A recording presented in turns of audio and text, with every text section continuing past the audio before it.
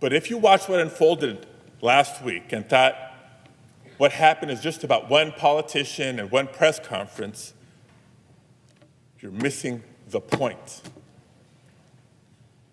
If that is what the administration is willing to do to a United States senator for having the authority to simply ask a question, imagine what they'll do to any American who dares to speak up.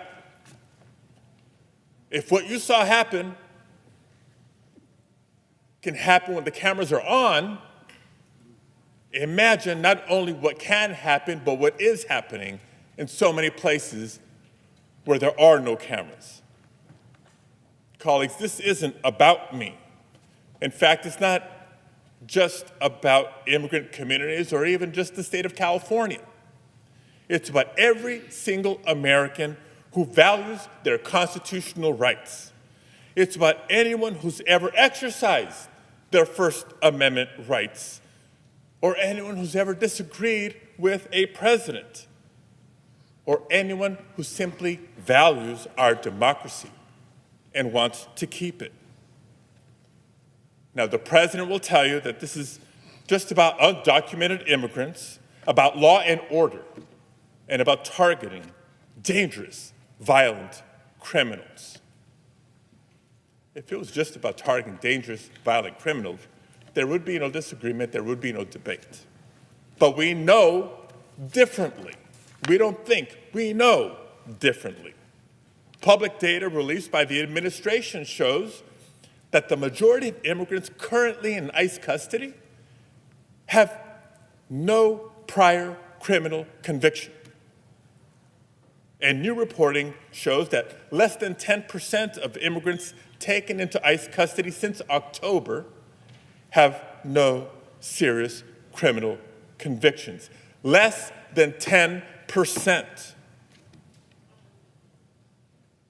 But a couple of weeks ago, it seemed that Donald Trump was at the lowest point of his presidency so far. He was drowning in a week of terrible headlines. The American people were finally waking up to the realities of the budget reconciliation bill that will cut health care, nutrition assistance, and good-paying, clean energy jobs while reducing the tax burden on billionaires. He was losing his tariff wars as the costs for everyday goods were continuing to rise. His promises to end Russia's invasion of Ukraine were falling flat, and he'd been handed loss after loss in federal court. He even had a very public breakup with Elon Musk. And I mention this only because we know what happens when the headlines turn on Donald Trump. When Donald Trump is having a bad week, he turns to the same tired playbook he always has. When in doubt, scapegoat immigrants and manufacture a crisis to distract the media from what's going on.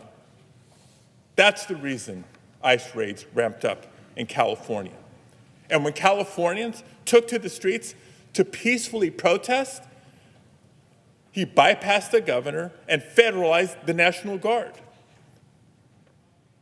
And even with their presence over a couple of days, as things began to settle, he escalated even further by sending in the Marines. He wants the spectacle, not just to distract, but to justify his undemocratic crackdowns and his authoritarian power grabs. That's the reason why, even though the vast majority of protests have remained peaceful, what a weekend.